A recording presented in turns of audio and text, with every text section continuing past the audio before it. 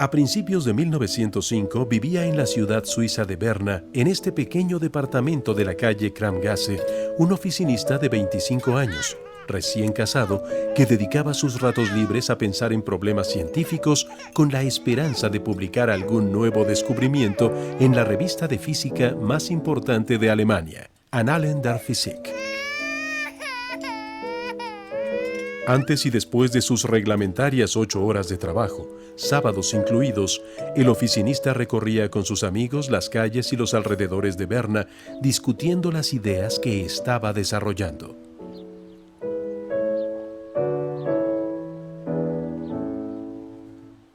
De esa manera, la apacible capital suiza, con sus angostas calles, sus jardines, su río, sus osos y sobre todo su reloj, se convirtió en el escenario de una de las revoluciones científicas más importantes de la era moderna. Y es que cuando los secretos del oficinista fueron finalmente revelados, transformaron para siempre nuestra manera de entender el universo.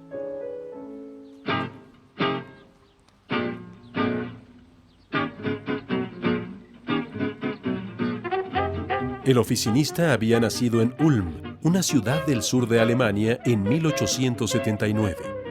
Su mamá tocaba el piano y su papá se dedicaba al negocio más moderno de la época, la electricidad.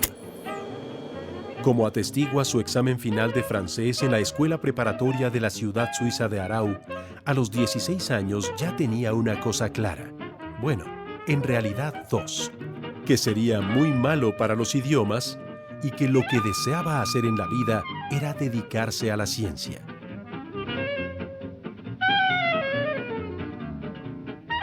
En 1896 se matriculó en la Escuela Politécnica de Zúrich con la intención de graduarse como profesor de física y matemáticas. Para el verano de 1900 ya había conocido a quienes serían sus dos mejores amigos. Se había enamorado de una compañera que se convertiría en la madre de sus hijos y había logrado enemistarse con todos sus maestros. Obtuvo su diploma con uno de los peores promedios de su generación y fue el único egresado que no consiguió empleo como profesor. Envió decenas de cartas solicitando trabajo a universidades alemanas y suizas, todas caracterizadas por su falta de modestia. No recibió ninguna respuesta y llegó a la humilde conclusión de que el mundo académico no lo merecía.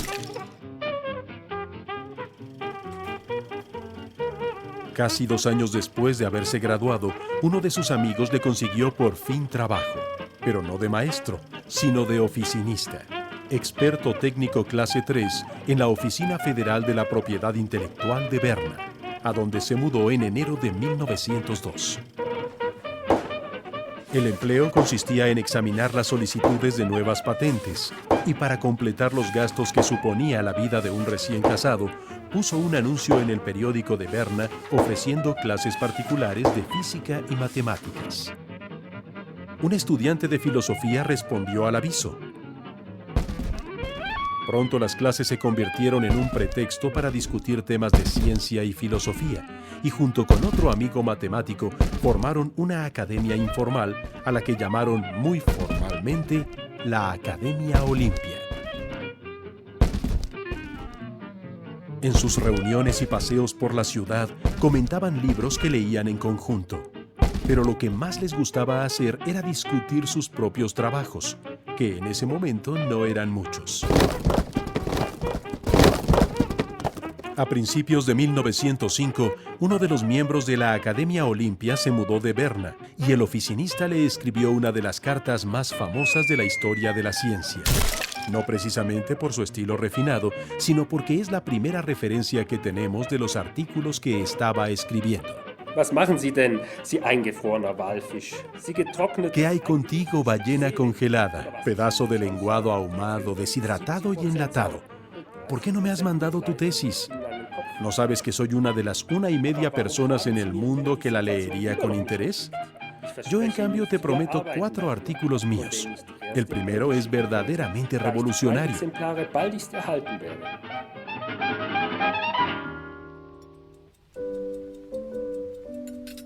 Un año después, los 4 artículos del oficinista se habían convertido en 5. Todos fueron aceptados y publicados en la famosa revista Annalen der Physik. Pero para su sorpresa, ningún científico pareció interesarse por su contenido. El frío silencio que siguió a la publicación de sus artículos, escribió la hermana del oficinista años después, lo decepcionó amargamente. Todo parecía indicar que el oficinista se pasaría su vida como oficinista, lo que hubiera sido un desperdicio, cuando menos de nombre, porque si alguien tenía el nombre ideal para volverse un científico famoso, era él. El oficinista se llamaba Albert Einstein.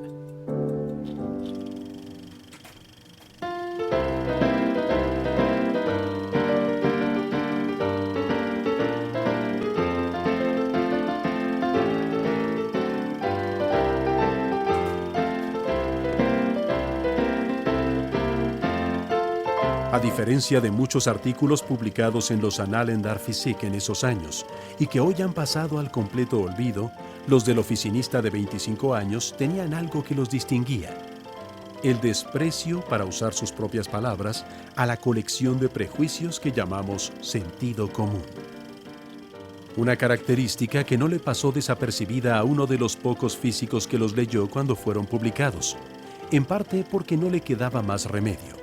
Era el editor de la revista y se llamaba Max Planck.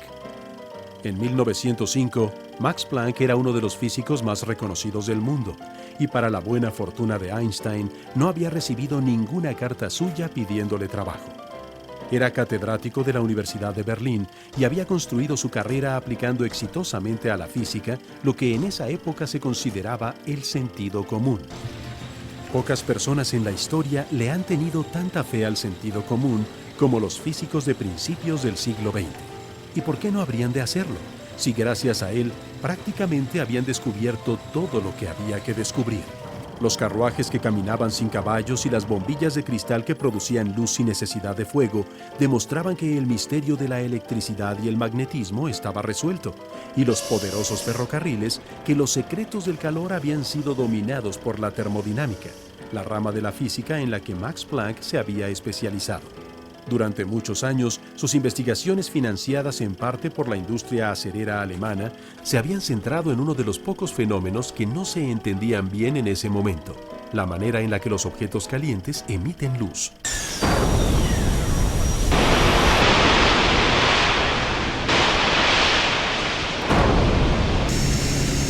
En las fundidoras de acero es una práctica común calcular la temperatura del hierro fundido por el color de la luz que emite. Por ejemplo, cuando el hierro líquido sale de un alto horno a más de 1500 grados, emite predominantemente luz de un color amarillo intenso, pero conforme se va enfriando, la luz que emite es cada vez más roja. Para finales del siglo XIX, los físicos habían hecho experimentos muy precisos que relacionaban el patrón de luz que emite un cuerpo con su temperatura. Pero nadie había podido explicar esos resultados con las leyes de la física conocidas.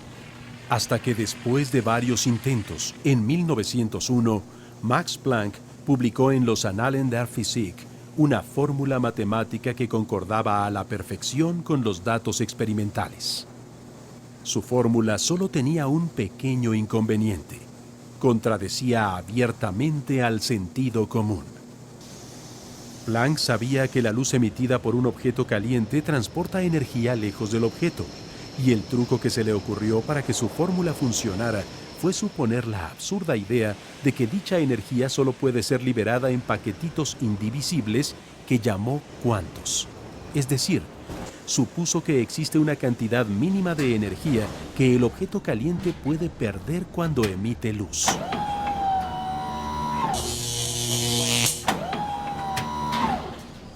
Si es difícil imaginar la energía, mucho más difícil es imaginarla en paquetitos, y aún más para un científico como Max Planck, entrenado en la física del siglo XIX, para la cual era impensable que hubiera una cantidad mínima de energía que no se pudiera dividir más. Era algo tan extraño, tan lejano al sentido común, que el mismo Planck tenía la certeza de que, tarde o temprano, alguien aplicaría de manera inteligente las leyes de la física conocidas hasta entonces y cambiaría sus cuantos por algo mejor. No contaba con que el 18 de marzo de 1905 recibiría como editor de los Annalen der Physik un manuscrito que sugería hacer precisamente lo contrario: aplicar de manera inteligente la idea de los cuantos de Planck y cambiar las leyes de la física conocidas hasta entonces por algo mejor. El artículo estaba firmado por un tal Albert Einstein.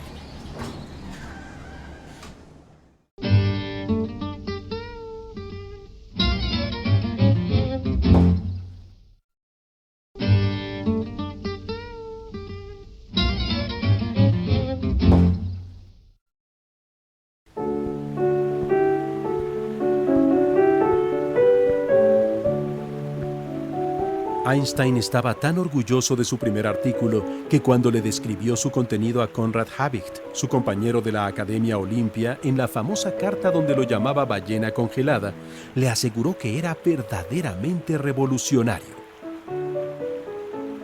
El tema era la naturaleza de la luz, lo que en principio parecía muy poco revolucionario, porque para 1905 la naturaleza de la luz se consideraba un problema prácticamente resuelto. La luz era una onda electromagnética.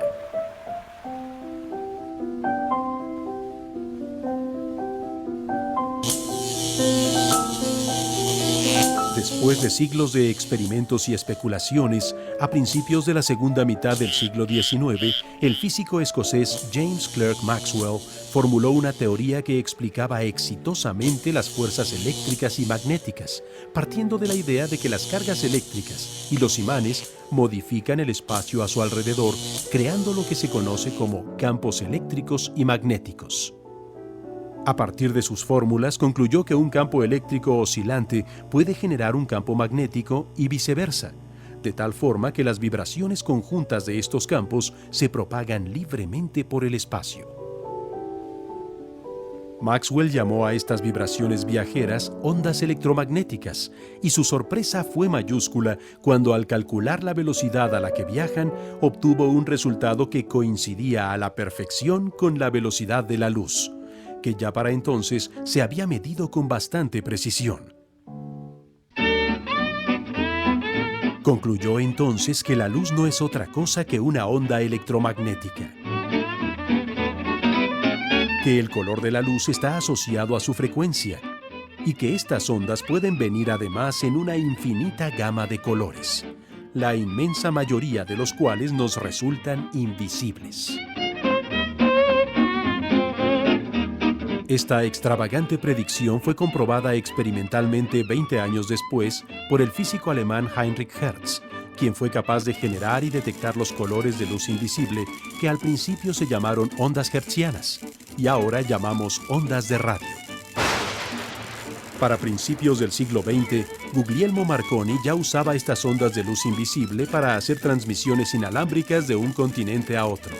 Y aunque todavía no lo entendían así, los médicos del mundo aprovechaban otras ondas de luz invisible que había descubierto el físico Wilhelm Röntgen en 1895, los rayos X. Así que en ese momento dudar que la luz fuera una onda era casi como dudar del progreso y la civilización. Pero eso fue precisamente lo que se atrevió a hacer el experto técnico clase 3 de la Oficina de Patentes de Berna en su primer artículo de 1905, que lleva el rimbombante título de Un punto de vista heurístico sobre la transmisión y producción de la luz. La idea revolucionaria que Einstein tenía entre manos se basaba en aplicar a la luz las mismas técnicas que en esas épocas habían resultado exitosas para explicar las propiedades de los gases, los cuales hacían posible que los trenes se movieran, los barcos navegaran y los cepelines volaran. Según se había encontrado, la mejor manera de entender el comportamiento de los gases era considerar que están formados por un número muy grande de moléculas en movimiento. Como en la práctica es imposible calcular la posición y velocidad de millones de moléculas, el propio Maxwell y posteriormente el físico austriaco Ludwig Boltzmann desarrollaron métodos para estudiar grupos muy grandes de objetos en movimiento utilizando técnicas de probabilidad. Con estos métodos se logró entender, por ejemplo, que la temperatura de un gas es en realidad una consecuencia de la velocidad promedio de las moléculas que lo forman.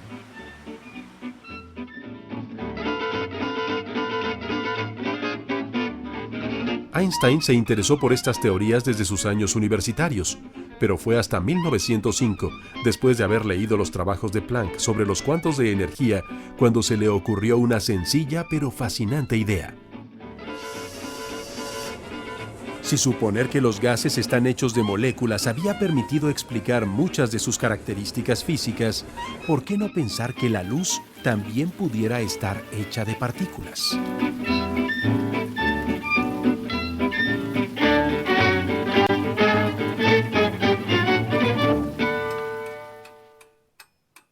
El resultado fue sorprendente. Gracias a esta idea, Einstein pudo aclarar varios fenómenos que la teoría de las ondas electromagnéticas no había podido explicar. En primer lugar, pudo por fin darle una interpretación física a la misteriosa fórmula de Planck que describía el color de los objetos calientes. La razón por la cual la energía emitida en forma de luz viene en paquetitos, como sugirió Planck, es que la propia luz está literalmente hecha de paquetitos, que Einstein llamó cuantos de luz, y hoy conocemos como fotones. Con estos cuantos de luz también pudo explicar la fluorescencia, el fenómeno que permite que algunos materiales absorban luz de un color y después la emitan de otro, que fue muy popular en los relojes despertadores y hoy es la base de las lámparas fluorescentes. Además, resolvió uno de los problemas de moda en ese momento: el efecto fotoeléctrico. El efecto fotoeléctrico consiste en convertir luz en electricidad y empezó a interesar a los físicos a finales del siglo XIX, cuando el científico inglés J. J. Thomson descubrió unas pequeñas partículas que él llamó corpúsculos, pero todos los demás llamaron electrones. Aunque Thomson tenía la esperanza de que sus corpúsculos no sirvieran para nada, pronto quedó claro que la corriente eléctrica que recorría los cables que empezaban a iluminar las ciudades y a mover los tranvías estaba formada precisamente por ellos. Así que los científicos se pusieron a buscar electrones por todos lados. Y en 1902, Philipp Lenard, este sonriente señor que terminó siendo el físico de cabecera de Hitler, los encontró precisamente en el efecto fotoeléctrico. Lenard observó que al arrojar luz de ciertos colores sobre una placa de metal, se desprendían electrones de su superficie. Él, al igual que todos los físicos de su época, pensaba que la luz era una onda, y esperaba que al aumentar la intensidad de la luz que incidía sobre la placa de metal, aumentaría también la velocidad de los electrones que se desprendían de ella. Pero para su sorpresa, eso no sucedía. El aumento en intensidad permitía arrancar más electrones de la placa, pero la velocidad de cada uno de ellos no cambiaba. En su artículo, Einstein mostró que con sus cuantos de luz se podía explicar de una manera elegante esta aparente contradicción. Si la luz que se proyecta sobre la placa de metal está hecha de partículas, entonces la energía de un solo cuanto de luz es absorbida por un solo electrón y determina la velocidad con la que éste escapa de la placa. Un aumento en la intensidad de la luz significa arrojar más cuantos de luz. Eso multiplica el número de electrones que escapan de la placa, pero la velocidad que adquiere cada uno de ellos no cambia.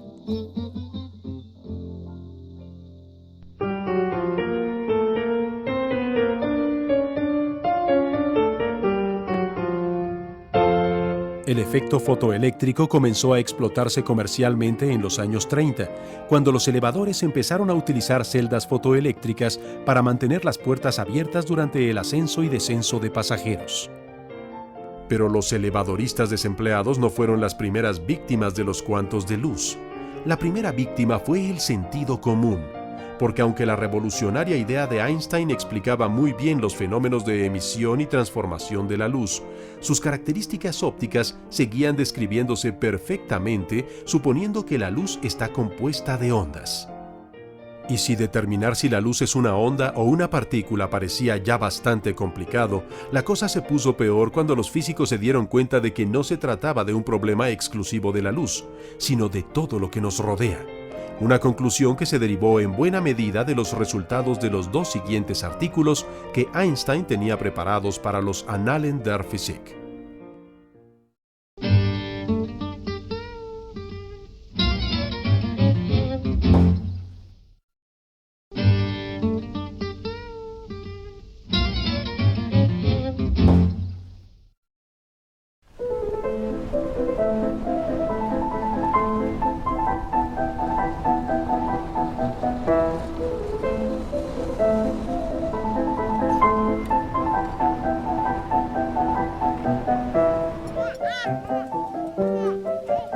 Mi segundo artículo, escribió Einstein en la famosa carta a su amigo Conrad Habicht, es una determinación del verdadero tamaño de los átomos. Lo terminó el 30 de abril de 1905, pero no lo envió directamente a los Annalen der Physik, sino a la Universidad de Zúrich para obtener el grado de doctor. Aunque se trata de un trabajo con suficientes fórmulas matemáticas para ser aceptado como tesis doctoral, puede resumirse de una manera bastante simple. Lo que intentó Einstein fue encontrar un método para refutar a los científicos más importantes de Alemania con una cuchara, una taza de café y una azucarera. Aunque los químicos del siglo XIX estaban seguros de que la materia está hecha de átomos, la idea no era tan popular entre los físicos. Científicos de gran importancia como Ernst Mach, Wilhelm Oswald y el propio Max Planck consideraban que si nadie los había visto, no había ninguna necesidad de creer en su existencia. Pero Einstein no solo creía en ellos, sino que propuso una manera de medir su tamaño observando lo que ocurre cuando nos tomamos un café. Si uno va agregando azúcar al agua de una taza de café y revuelve el contenido, la mezcla se va volviendo más espesa y cada vez cuesta más trabajo mover la cucharita. Esta característica se llama viscosidad y se puede medir. Mientras más azúcar se agrega, mayor es la viscosidad de la mezcla. Einstein imaginó que el azúcar está formada por una gran cantidad de pequeñas esferas sólidas y encontró una fórmula para calcular su tamaño en función de la viscosidad de una mezcla de agua y azúcar. La dimensión de las esferas sería un buen estimador del tamaño de las moléculas que forman el azúcar y, por lo tanto, una manera de medir el tamaño de los átomos que forman estas moléculas. Con los datos experimentales con los que contaba, calculó que las moléculas de azúcar debían medir alrededor de 10 millonésimas de milímetro. Eso, por supuesto, si las moléculas y los átomos verdaderamente existían, algo que Einstein no tardó mucho tiempo en comprobar, porque apenas 11 días después de concluir su segundo trabajo, envió el tercero a los Annalen der Physik, con el conciso título sobre el movimiento de partículas pequeñas suspendidas en líquidos en reposo requerido por la teoría cinética molecular del calor.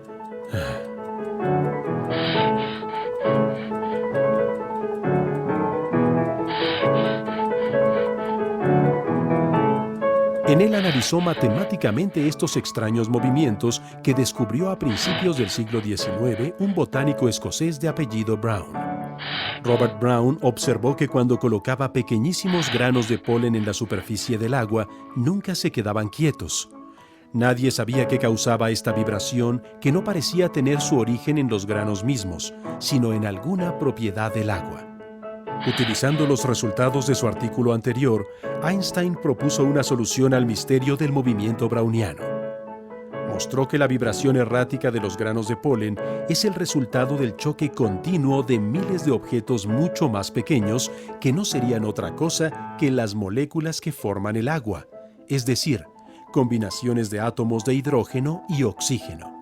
Por primera vez, alguien demostraba que un fenómeno de la naturaleza ofrecía la oportunidad de observar a los átomos en plena acción. En solo un par de meses, el desconocido oficinista de Berna había confirmado la existencia de los átomos y propuesto la posibilidad de que la luz estuviera hecha de partículas. Pero lo que Einstein no se imaginaba es que la combinación de estos dos descubrimientos desencadenaría una revolución que transformaría radicalmente nuestra imagen del universo, con consecuencias que él mismo combatiría toda su vida.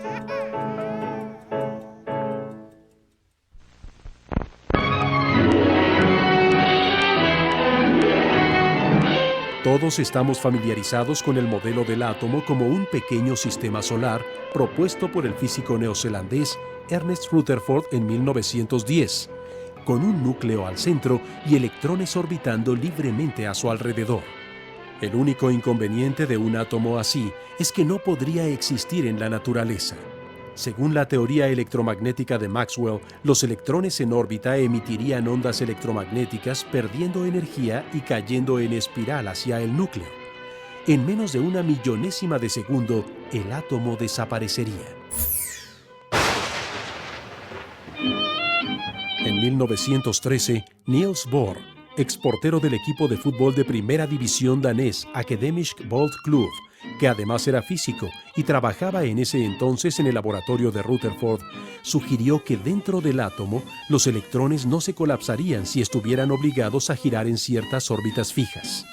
Aunque Bohr no podía explicar qué mecanismo impedía que los electrones giraran libremente alrededor del núcleo, su idea no pasó desapercibida porque resolvía un antiguo misterio de la materia. Desde el siglo XIX se sabía que si se separaba con un prisma la luz que emiten los diferentes elementos químicos, se obtenía un patrón de colores muy diferente para cada uno de ellos, algo que resultaba completamente incomprensible, pero que sirvió, por ejemplo, para descubrir que el Sol está hecho principalmente de hidrógeno y helio. Bohr descubrió que el origen de este extraño fenómeno está precisamente en los cuantos de luz de Einstein. Según su modelo, cada electrón posee cierta cantidad de energía que le permite permanecer en una órbita fija, pero si decide trasladarse a una órbita de diferente energía, debe absorber o deshacerse de un cuanto de luz, con energía correspondiente a la diferencia de energías entre las dos órbitas. Las órbitas fijas de cada elemento son diferentes, y como de acuerdo con el artículo de Einstein, el color de un cuanto de luz depende de su energía, los patrones de colores que emiten los átomos de los diferentes elementos químicos son el resultado de los innumerables saltos cuánticos que practican los electrones en su interior.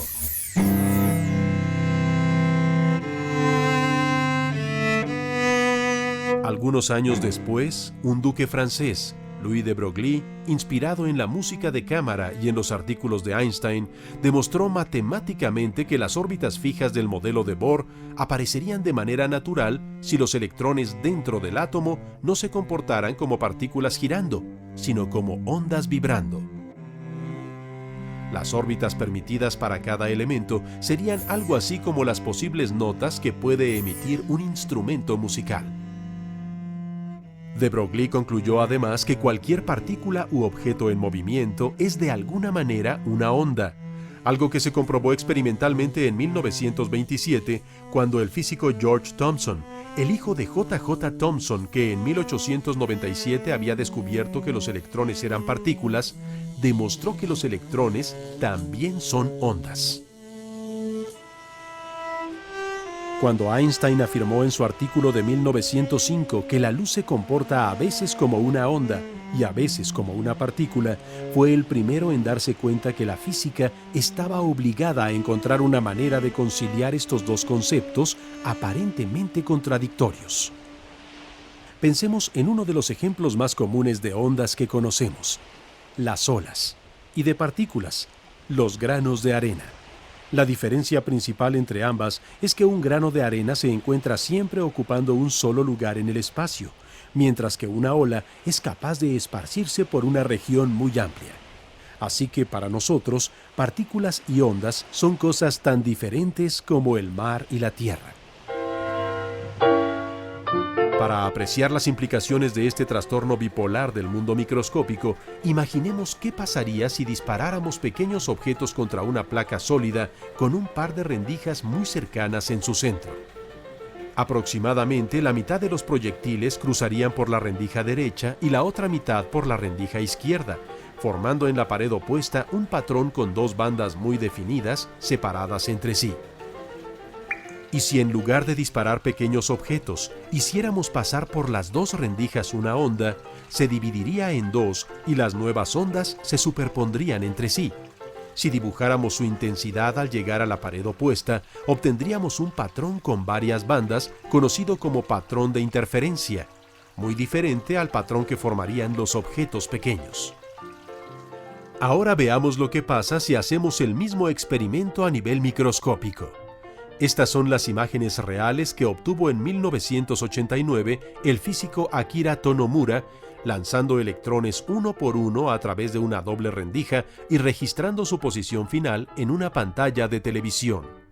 Lo primero que llama la atención es que cada electrón cae en un sitio distinto, aparentemente al azar, lo cual es bastante raro, porque en principio todos ellos son disparados de la misma manera y se esperaría que llegaran aproximadamente al mismo lugar. Pero luego sucede algo todavía más extraño. Conforme se siguen acumulando más y más impactos de electrones, empieza a aparecer en la pantalla un patrón que es marcadamente distinto al que se formaría si los electrones fueran partículas. Pero en cambio es igual al que se produce a nivel macroscópico cuando observamos ondas.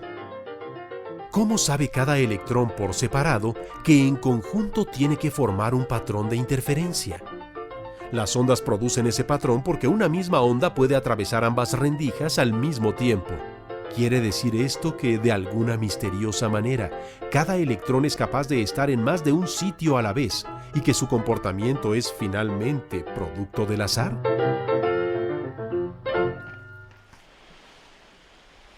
Bohr y la mayoría de los físicos que a partir de la idea revolucionaria de Einstein construyeron la mecánica cuántica, la teoría que utilizamos para estudiar el mundo microscópico, respondieron esa pregunta de manera afirmativa.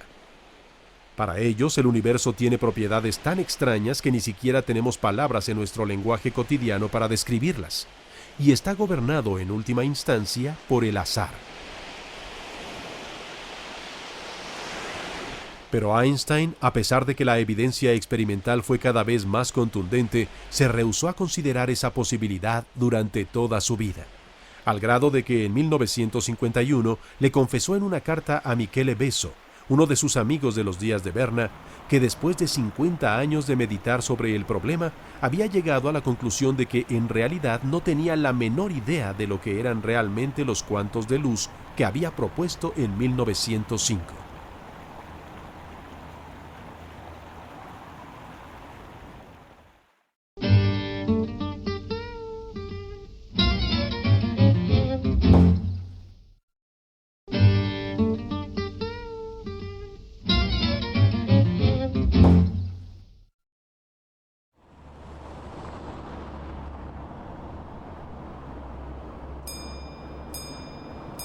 En mayo de 1905, según la carta que Einstein le escribió a su amigo Habicht, su cuarto artículo era apenas un borrador, pero para el 30 de junio ya estaba en el escritorio del editor de los Annalen der Physik, Max Planck. El título, incluso para un físico, no sonaba muy apasionante: sobre la electrodinámica de los cuerpos en movimiento. Sin embargo, hoy se considera uno de los trabajos científicos más importantes de la historia, porque en él Einstein expuso por primera vez lo que en unos años se conocería como la teoría de la relatividad. Todo mundo ha escuchado que la teoría de la relatividad se le ocurrió a Albert Einstein, pero lo que pocos saben es que no fue la obra de este viejito simpático, enemigo declarado de los peines y de los convencionalismos, sino del joven de 25 años que se presentaba todos los días a trabajar, con saco y corbata, a la oficina de patentes de Berna.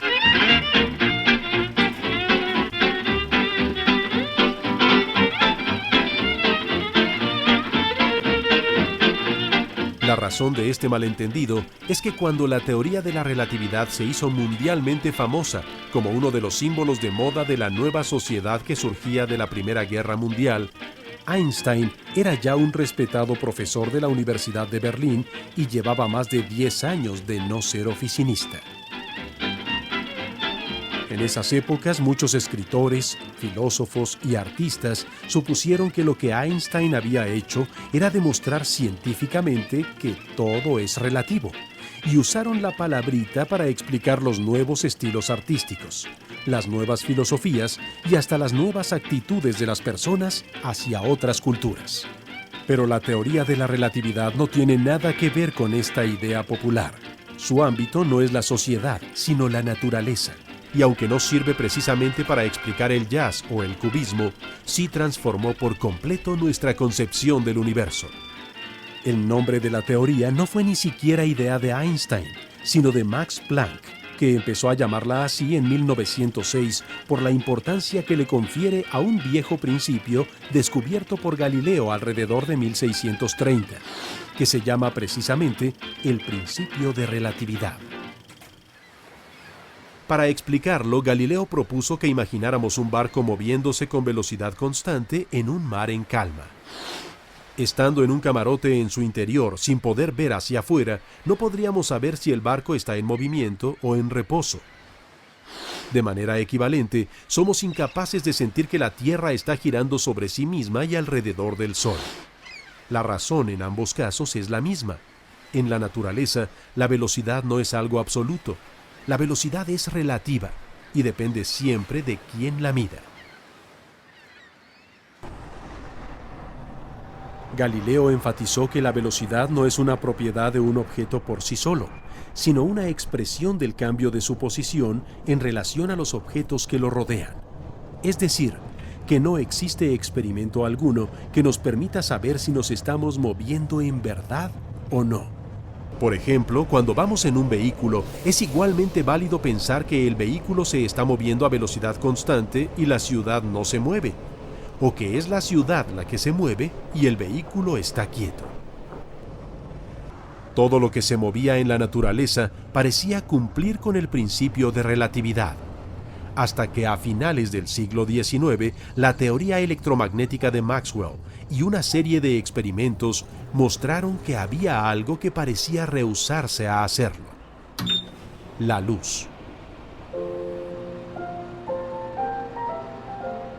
A diferencia de las demás velocidades que se miden en la naturaleza, la velocidad de la luz sí parecía ser una propiedad intrínseca de ella misma, porque resulta ser siempre de 300.000 kilómetros por segundo, independientemente del estado de movimiento entre el objeto que la emite y el observador que la detecta. La luz proveniente del espacio exterior, por ejemplo, nos llega siempre con esta misma velocidad, aunque las galaxias y las estrellas se están alejando o acercando a nosotros a grandes velocidades. Einstein contó en alguna ocasión que se pasó un año completo tratando de descubrir el significado de que la velocidad de la luz fuera absoluta y que al mismo tiempo el principio de relatividad de Galileo se cumpliera para todo lo demás. Hasta que un día, discutiendo con su amigo Michele Besso por las calles de Berna, descubrió que lo único que necesitaba era armarse de valor y atentar contra uno de los conceptos más arraigados de nuestro sentido común. Propuso que el tiempo no se puede definir como algo absoluto. El tiempo es relativo. Imaginemos que prendiéramos una vela justo a la mitad del camarote del barco de Galileo. La luz viajaría a la velocidad de 300.000 kilómetros por segundo, tanto al muro de la derecha como al de la izquierda, y estando en el interior del camarote, observaríamos que la luz llegaría a las dos paredes al mismo tiempo. Pero si observáramos este suceso desde tierra firme, aunque la luz viaja con la misma velocidad de 300.000 kilómetros por segundo hacia ambas paredes, la pared de la izquierda se mueve hacia ella y la de la derecha se aleja, por lo que la primera empezaría a ser alumbrada antes que la segunda. ¿Qué pasa realmente? ¿Las dos paredes se iluminan simultáneamente? ¿O primero se ilumina una y luego la otra? La respuesta es que las dos observaciones son igualmente válidas. El orden en que ocurren dos acontecimientos en el universo no es algo absoluto, es relativo a quien lo observa, y por lo tanto, lo que entendemos por tiempo también lo es. Como la velocidad de la luz es extremadamente grande comparada con las velocidades que experimentamos en la Tierra, ya que de hecho uno de los resultados de la teoría es que nada puede viajar más rápido que la luz, los efectos de la relatividad son prácticamente imperceptibles en nuestra vida cotidiana. Pero la relatividad del tiempo se verifica a diario en los modernos laboratorios de física de partículas. Estos lugares cuentan con aceleradores en donde se hacen chocar partículas a velocidades muy altas. Como resultado de esos choques, se crean otras partículas que con frecuencia tienen vidas muy cortas, de pequeñísimas fracciones de nanosegundo. Sin embargo, como su velocidad es casi la velocidad de la luz, desde nuestro punto de vista, su vida se alarga lo suficiente para que puedan ser registrados por los detectores alrededor del punto de impacto. El tiempo corre de manera diferente según la velocidad relativa de quienes lo midan.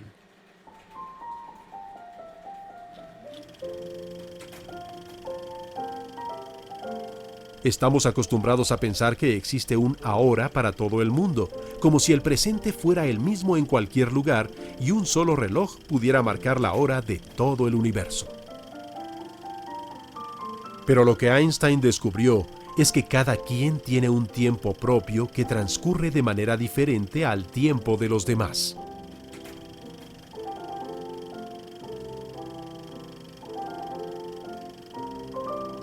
Y como no existe un tiempo único en el universo, el presente, el pasado y el futuro son hasta cierto punto relativos. Este es, por cierto, uno de los pocos resultados de la teoría de la relatividad que el propio Einstein trasladó de la esfera científica a la esfera humana, cuando casi al final de su vida se enteró de la muerte de su querido amigo Michele Besso. Él se ha ido de este extraño mundo un poco antes que yo, le escribió a su viuda. Pero eso no significa nada, porque para nosotros los físicos, la distinción entre el presente, el pasado y el futuro es solo una ilusión.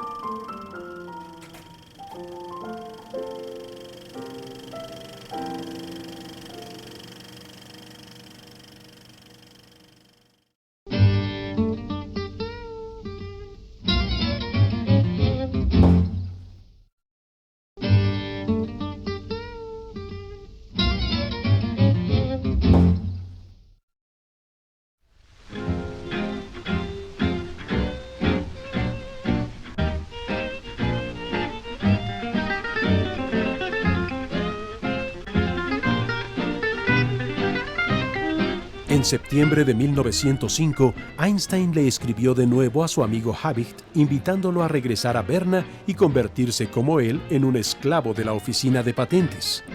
El trabajo es de 8 horas, le escribió, pero ten en cuenta que el día tiene 8 horas más para pasear. Y también están los domingos. Al final de la carta, Einstein aprovechó para comentarle que se le había ocurrido algo tan extraño y seductor que seguramente Dios se estaba riendo del asunto y lo estaba llevando por un camino equivocado. El 27 de septiembre, un seguramente sorprendido Max Planck recibió un nuevo artículo de apenas 3 hojas del desconocido oficinista de Berna. Su título era ¿Depende la inercia de un cuerpo de su contenido energético?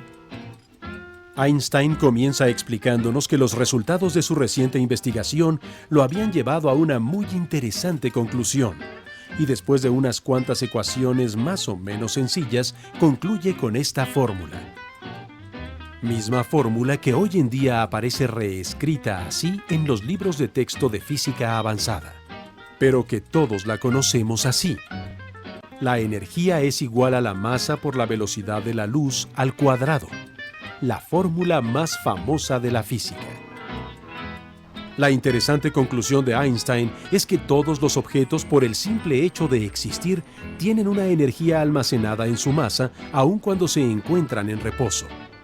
Se trata de una afirmación enormemente innovadora con respecto a la física tradicional que nos siguen enseñando en la escuela, en donde se distingue tajantemente entre los conceptos de masa y energía, y solamente se les asigna energía a los objetos aislados cuando se mueven.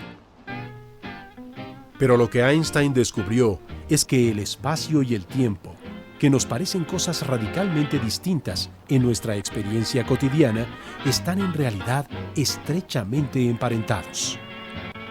Es posible combinar al tiempo con las tres dimensiones conocidas del espacio, interpretándolo como la cuarta dimensión de una nueva representación de la realidad.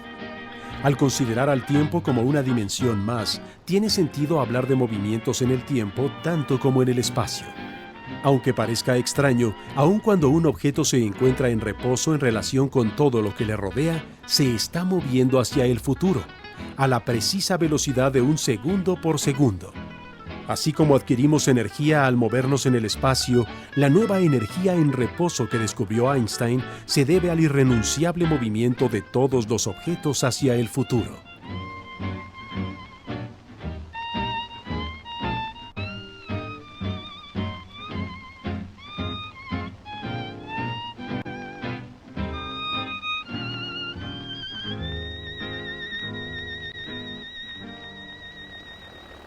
Al final de su artículo, Einstein especuló que la masa de cualquier objeto podría transformarse en energía. Lamentablemente, una de las pruebas experimentales más contundentes de que estaba en lo correcto lo constituye el enorme poder destructivo de las bombas atómicas. La gran cantidad de energía liberada es el resultado de la transformación de una pequeñísima parte de la masa del material que produce la explosión.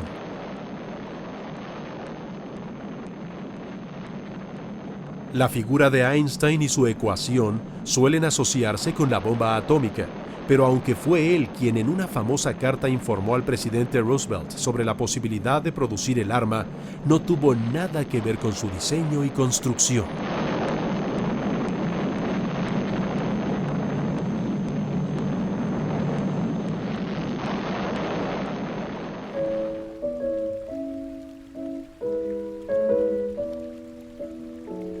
En poco menos de un año, y sin más ayuda que las largas conversaciones por las calles de Berna con sus amigos, las sugerencias de su esposa, Mileva Maric, y la lectura de un puñado de libros de física, Albert Einstein había publicado 5 artículos sobre los que se construiría la física del siglo XX.